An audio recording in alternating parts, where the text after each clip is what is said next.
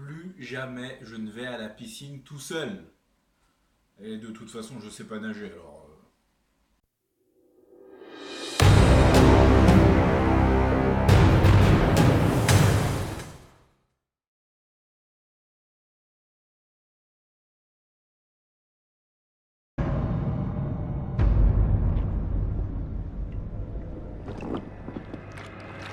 ตัวเองขอโดดน้ำทีได้ปะ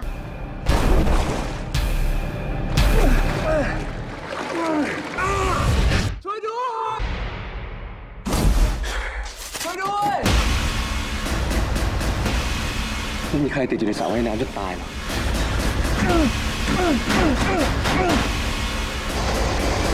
แกต้องขึ้นไปแล้ว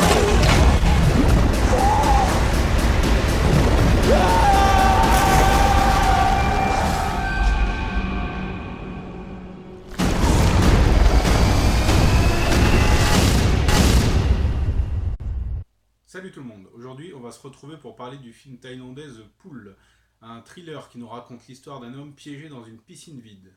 C'est donc l'histoire d'un mec qui fait une petite sieste sur son petit matelas pneumatique au milieu d'une piscine, qui commence à se vider après qu'un de ses amis ait activé le mécanisme par inadvertance.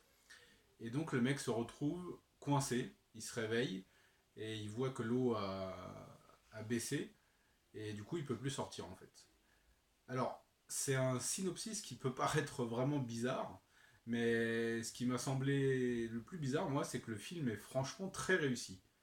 Alors les effets spéciaux, on va dire que c'est pas terrible, hein. On se doute bien qu'ils n'avaient pas un super budget, parce qu'il y a des images du crocodile qui sont vraiment affreuses, mais vraiment affreuses. Mais bon, on pardonne aisément parce que le film est très bien rythmé, il y a beaucoup de péripéties et pas de temps mort en fait. On se demande comment le héros va faire pour s'en sortir.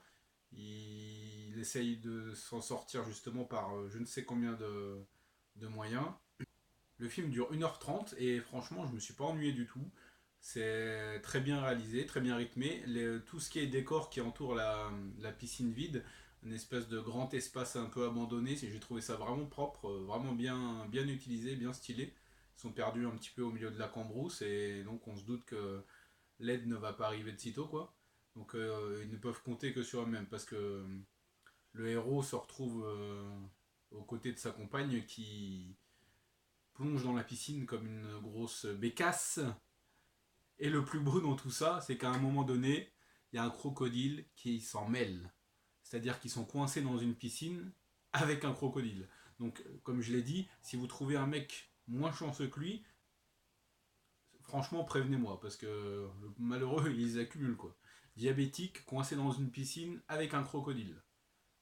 Mais en dehors de ça, la psychologie du personnage principal, on va se concentrer sur lui parce que celui de sa copine n'est pas vraiment exploité. On sait juste qu'elle est très mignonne et voilà. C'est pas délaissé, la psychologie, c'est employé à bon escient. Ça étoffe suffisamment le personnage sans trop en faire. Franchement, j'ai trouvé ça plutôt pas mal. Bref, le film est plein de péripéties. J'ai passé un très bon moment devant. Il est disponible sur le site Kiss Asian en VOST anglais, si je dis pas de bêtises. Ouais, c'est ça. Et franchement, il mérite clairement le coup d'œil parce que même si le budget est pas très haut, c'est un film qui divertit, qui est vraiment agréable à suivre. C'est un bon survival, même s'il y a deux trois trucs tirés par les cheveux, mais bon, voilà quoi. Il y a aussi une relation touchante qui est développée entre le héros et son petit chien. Moi, ça m'a parlé parce que j'adore les animaux.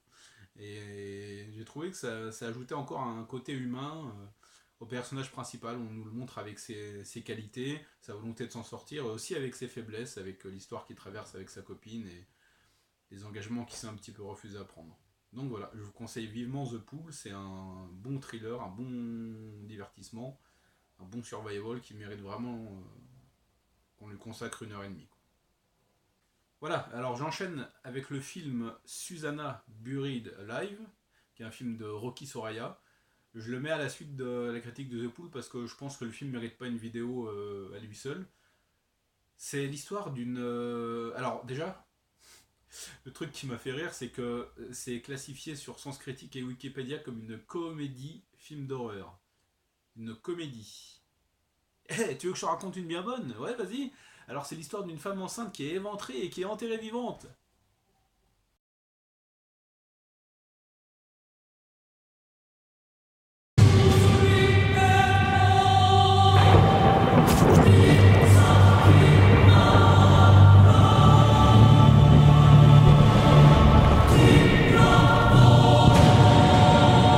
Makanya dia jadi arwah penasaran yang kuat. Kenapa harus ada setan di dunia ini? Tahu-tahu di situ. Sebab masih ada urusan di dunia yang belum dia kelarin.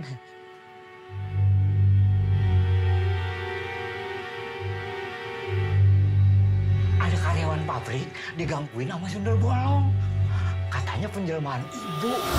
Ada beberapa berita yang membicarakan hal yang tidak-tidak tentang keluarga kita. Sungguh aku lihat Susana, dia berubah menjadi sundel bolong.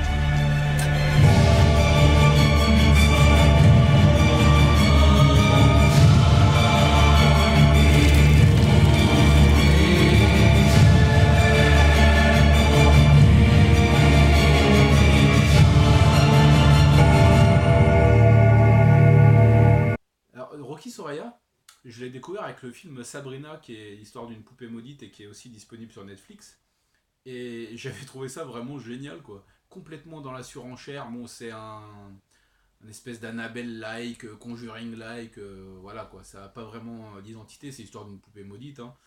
Mais franchement, c'est dans l'excès indonésien, comme ils savent si bien le faire, et c'était complètement incroyable, quoi. Je vais me le refaire pour voir si j'ai pas eu une première impression un peu trop enthousiaste, comme ça m'arrive souvent.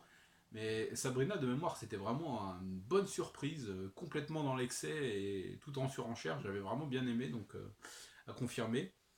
Et là, dans Susanna Buried Alive, j'ai trouvé que le film était un petit peu plus conventionnel, avec une trame un peu plus classique. Bon, c'est l'histoire d'une femme assassinée dont le fantôme va revenir hanter les responsables de sa mort. On a déjà vu plus original. Et ce qui me gêne un petit peu, c'est que le film, il est vraiment un peu trop classique, quoi. J'ai pas retrouvé vraiment cette espèce de touche d'excès ou de folie que j'avais pu voir dans d'autres films d'horreur indonésiens comme May the Devil Take You ou Macabre, par exemple. Là, ça reste un petit peu trop sage pour moi. Je me suis un petit peu ennuyé. Après, il y a des très bonnes choses quand même, hein. Il y a quand même des scènes très efficaces qui restent en mémoire, comme celle-ci par exemple.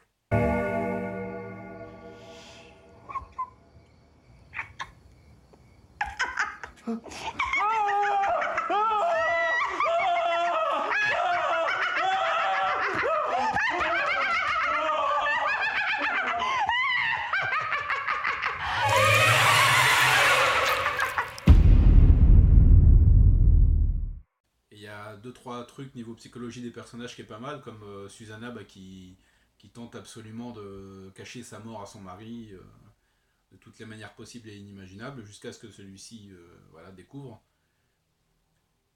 Et les scènes d'horreur sont un petit peu trop faciles, on va dire. Il n'y a pas vraiment d'inventivité ou de ce petit grain de folie qui me manque un petit peu par rapport à d'autres productions indonésiennes. Bon, Susanna Buried Alive, il dure 2 heures et quelques, c'est assez long pour ce que ça raconte, c'est même beaucoup trop long. Comme je disais, je n'ai pas trouvé ça super palpitant, et si je devais conseiller un film d'horreur indonésien à quelqu'un qui va découvrir le genre, je le pousserais pas forcément vers ce film-là.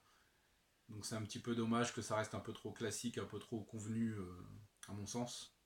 Sans que ça soit mauvais, hein, c'est tout à fait regardable, c'est pas du tout un mauvais film, hein, on va dire que c'est moyen. Vu le réalisateur, Rocky Soraya, je m'attendais à ce que ça tabasse un peu plus, hein. Rocky, vous avez compris, ça tabasse. Lol. Bref, voilà pour la critique de Susanna Buried Alive. Je le conseille pas forcément, je le déconseille pas forcément non plus. C'est un film moyen, on va dire, voilà, qui est un peu trop long, mais qui divertit correctement. Sans grande folie. Dommage, j'espère mieux. J'ai vu que sur Netflix, il y avait deux autres films de Rocky Soraya, donc c'est The Doll 1 et The Doll 2. Sabrina, donc c'est entre guillemets The Doll 3, hein, celui qui m'a profondément plu. Donc je me les ferai à l'occasion, mais j'essaye de me motiver parce que 2 heures chacun, c'est un petit peu trop long.